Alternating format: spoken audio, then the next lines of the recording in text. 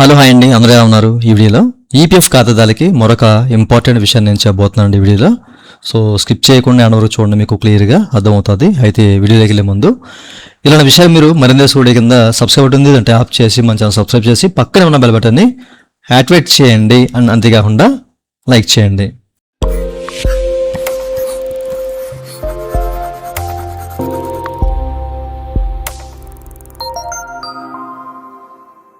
ఇక టాపిక్లోకి వెళ్ళే ముందు పిఎఫ్ సంబంధించిన మీకు ఏ విధమైన సందేహం ఉన్నా సలహా కావాలన్నా మమ్మల్ని అయితే కనెక్ట్ అవ్వచ్చు. పెయిడ్ సర్వీస్ ఉంది, మా వాట్సాప్ నెంబరు ఈ వీడియో కింద మీకు డిస్క్రిప్షన్లో ప్రొవైడ్ చేసాము అండ్ స్క్రీన్ కూడా చెక్ చేసుకోవచ్చు. అయితే ఈ వీడియోలో చాలామంది ఇప్పుడు పిఎఫ్ విత్డ్రా పెడుతున్నారు కదా. సో మనకి ఏంటంటే వెబ్సైట్ అనేది మైగ్రేషన్ అయింది, మనకి కొత్త ఈపీఎఫ్ 2026 చట్టం కూడా అమల్లోకి అయితే వచ్చిందనమాట. అంటే ఈపీఎఫ్, ఈపీఎస్ఐ, ఈడీఎల్ఐ సంబంధించిన చట్టాలు మారిపోయినాయి, 2026 సంబంధించినవి అవి మనకి అప్లై అయిపోయినాయి. సో చాలామంది పిఎఫ్ విత్డ్రా పెట్టుకుంటున్నారు. సో వీటిలో మనకి ఏంటంటే ఈ పారాస్ ఏవైతే ఉన్నాయో వీటన్నిటి కూడా చేంజ్ చేశారు కదా. సో ఈ చేంజ్ చేసిన పారాస్ గురించి మీకు ఒక్కొక్కటిగా వివరిస్తాను, ఓకేనా? ఒక వీడియోలో మీకు క్లియర్గా చెప్తాను. అయితే ఈ వీడియోలో వచ్చేసరికి ఓకే, సో మీరు ఇక్కడ చూడవచ్చు పిఎఫ్ అడ్వాన్స్ ఫర్ హౌసింగ్ మనకి ఎసెన్షియల్ నీడ్స్ కింద అది కూడా చూపిస్తాను మీకు. ఎసెన్షియల్ నీడ్స్ కింద మనకి ఒక 3 paras illness, marriage and education కలిపారు. దాంతోపాటు అంటే వేరే హౌసింగ్ రిలేటెడ్ నీడ్స్ అని చెప్పేసి అండ్ స్పెషల్ సర్క్యూమ్టెన్స్ అని చెప్పేసి ఇట్లా 3 పారాస్ అనేవి విభజించారన్నమాట. ఓకేనా? ఎసెన్షియల్లో ఒక 3, హౌసింగ్లో 1 అండ్ స్పెషల్లో. సో ఇట్లా ఓకే.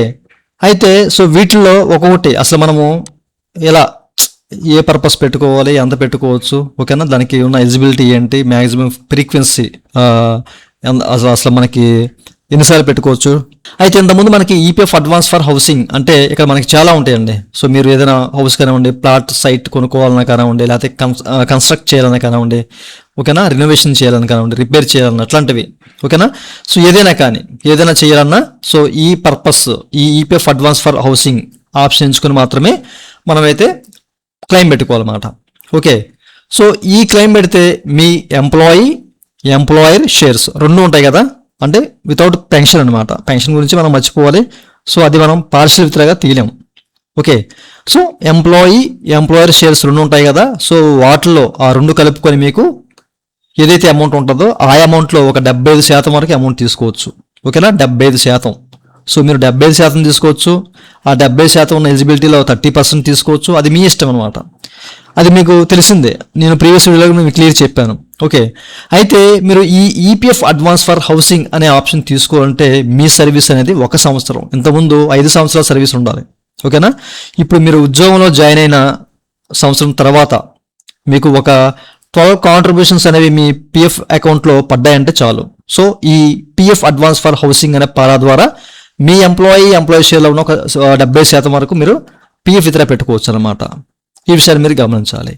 అయితే ఇది మన లైఫ్లో ఎన్నిసార్లు పెట్టుకోవచ్చు అనేది చాలా మందికి ఒక డౌట్ ఉంటుంది. ఇంతకుముందు మనకి 1 టైం మాత్రమే, మీరు ఒకసారి అప్లై చేశారంటే మరలా మీరు అప్లై చేయడానికి అవకాశం లేదు. మీరు ఎన్ని ఐడీస్ మారినా, ఎన్ని కంపెనీలు మీకు మారుకుంటూ వెళ్ళినా ఒకసారి తీశారంటే లేదు.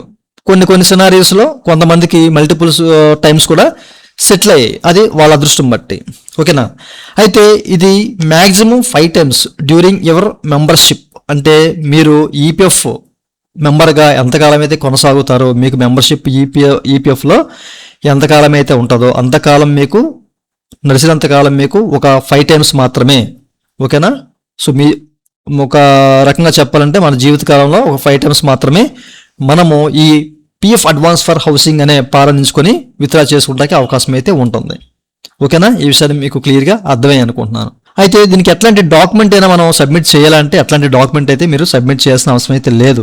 మీరు పిఎఫ్ విత్డ్రా పెట్టుకున్న తర్వాత కూడా పిఎఫ్ ఆఫీస్కి వెళ్ళి మళ్ళీ అట్లాంటి డాక్యుమెంట్స్, అలాగే మన పోర్టల్లో కూడా డాక్యుమెంట్స్ అప్లోడ్ చేయాల్సిన అవసరం లేదనమాట. జస్ట్ మీరు సెలెక్ట్ చేసుకొని ఓటీపీ వెరిఫై చేసుకుంటే చాలు, మీకు వితిన్ 15 డేస్లో మీకు అమౌంట్ అనేది మీ బ్యాంక్ అకౌంట్లో క్రెడిట్ అయిపోద్ది. అట్లాంటి ప్రూఫ్ ఆఫ్టర్ మీరు సబ్మిట్ చేయాల్సిన అవసరం అయితే లేదు. ఓకేనా? లైఫ్ టైంలో 5 టైమ్స్ మీ సర్వీస్ అనేది ఒక 12 నెలలు ఉంటే, 1 సంవత్సరం పాటు సర్వీస్ ఉంటే మీరు ఈ పారా ద్వారా 70% విత్డ్రా చేసుకోవచ్చు.